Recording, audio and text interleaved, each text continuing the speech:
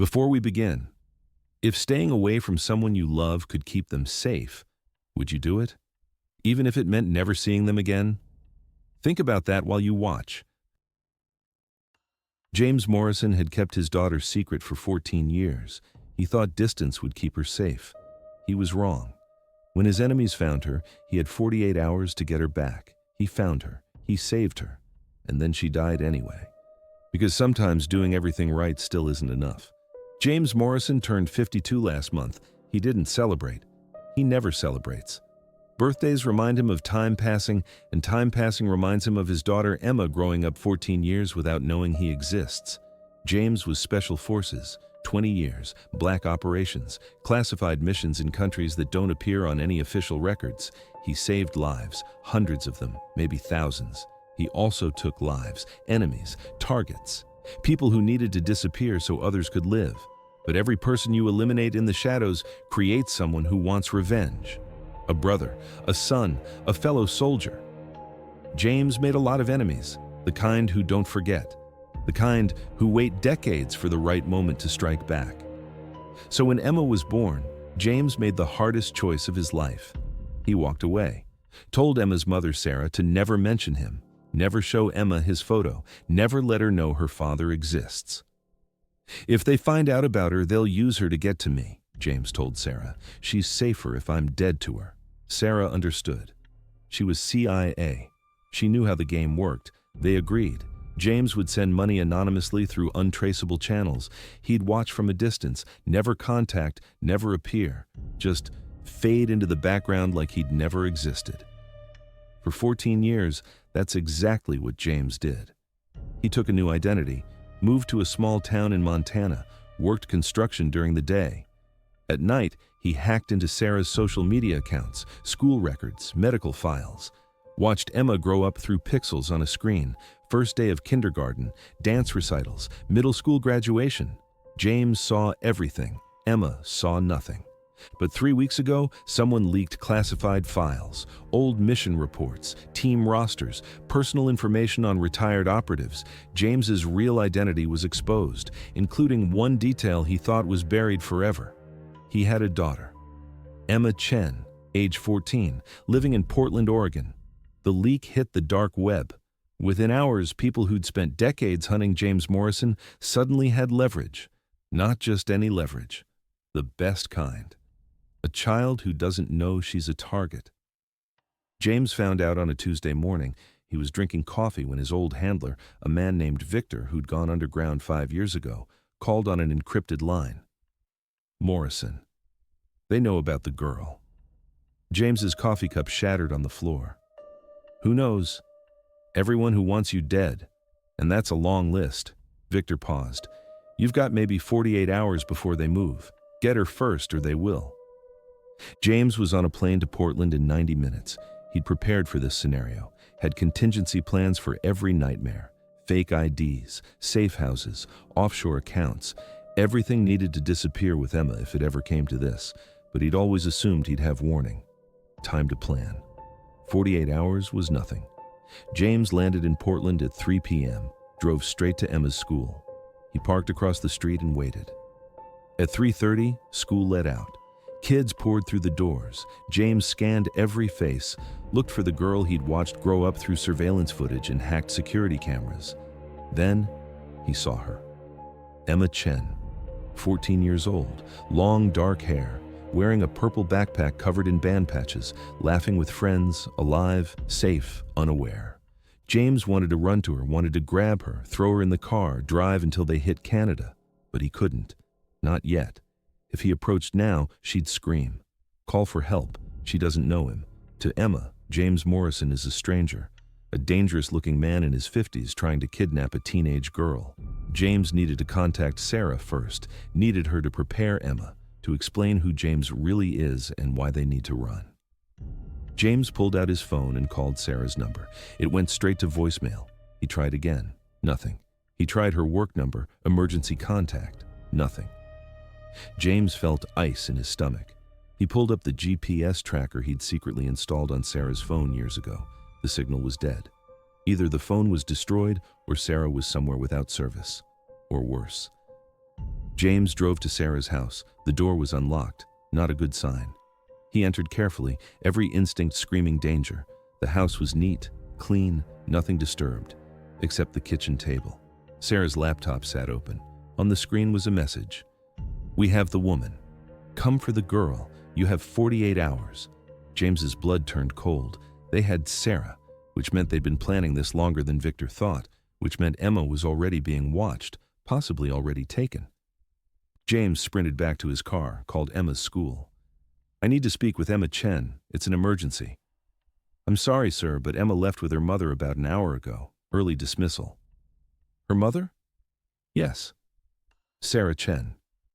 She came to pick Emma up, said there was a family emergency." James's heart stopped. Sarah was being held hostage. Whoever picked Emma up wasn't Sarah. They had her. 48 hours had just become 0 hours. James activated every contact from his old life. Victor, Ghost, Reaper. Men and women with code names instead of identities. People who owed James their lives. Within 2 hours, they'd located 3 possible safe houses where Emma might be held, all within 200 miles of Portland. James divided his team. They'd hit all 3 locations simultaneously. James took the closest, an abandoned warehouse 40 miles outside the city. He arrived at midnight. The warehouse looked empty, dark, quiet, but James knew better. He'd assaulted enough targets to recognize when a place was pretending to be empty. There were guards, hidden, watching. James didn't care. He wasn't doing this quiet. He wasn't doing this by the book. His daughter was inside. James went in loud, flashbangs, smoke grenades, gunfire. The guards never stood a chance. James moved through the warehouse like he was 25 again, fast, precise, lethal. He cleared room after room, found the holding cell in the basement, kicked the door open. Emma was there, tied to a chair, blindfolded, terrified, alive. "Emma," James breathed, "I'm here to help you.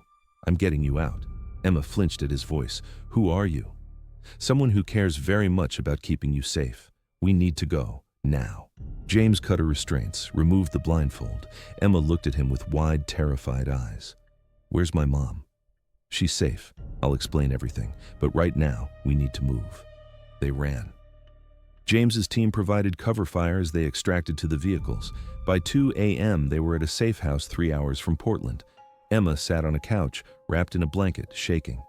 James knelt in front of her. "Emma, I need to tell you something. My name is James Morrison.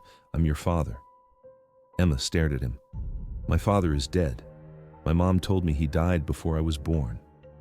"Your mother lied to protect you. I'm alive.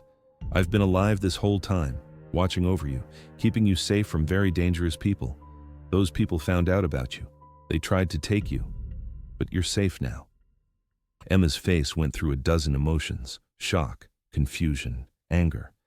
"You've been alive for 14 years and you never came to see me? I stayed away to protect you. If I'd been in your life, these people would have found you years ago. They would have used you to hurt me."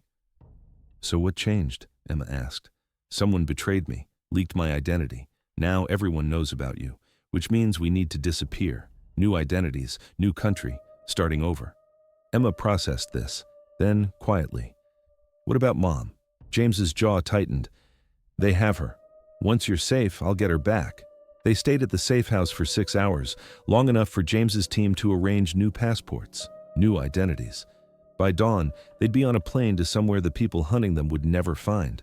James felt, for the first time in weeks, like maybe this would work.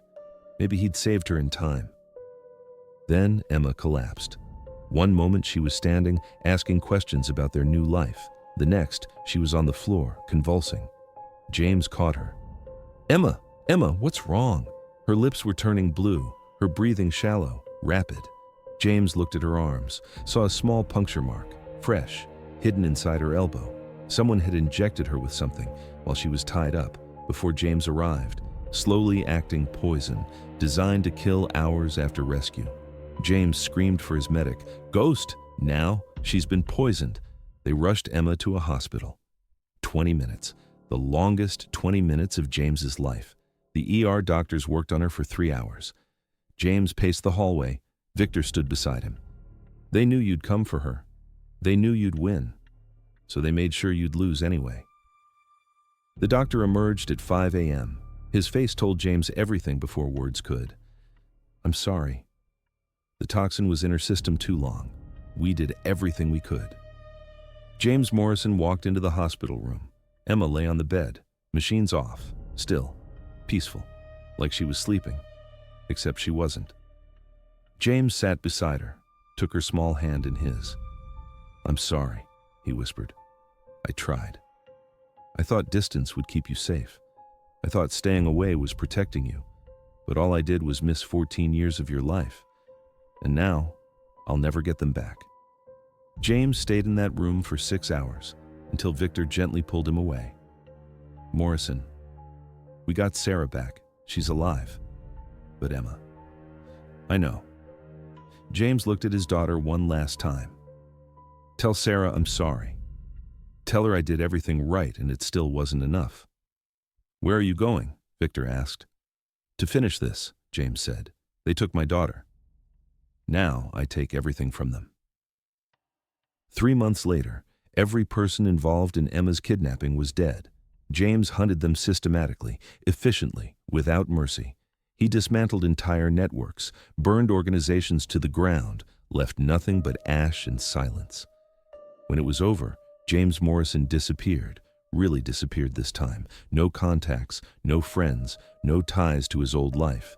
Just a man who'd spent 20 years saving strangers and lost the only person who mattered. Sarah tried to find him, left messages, begged him to come home, to not disappear again. But James couldn't. Every time he closed his eyes, he saw Emma in that hospital bed, saw her dying from poison injected hours before he found her, saw how close he'd come to saving her, how he'd done everything perfectly and still failed. Because sometimes doing everything right isn't enough. Sometimes the enemy is smarter. Sometimes they win by making you think you've won first. James Morrison turned 53 this year. He didn't celebrate. He never will again. Sometimes doing everything right still isn't enough. Sometimes the enemy wins. Sometimes good people lose. If this story broke your heart, if it made you think about the impossible choices people make to protect the ones they love, subscribe. We don't tell easy stories. We tell true ones, even when they hurt, especially when they hurt.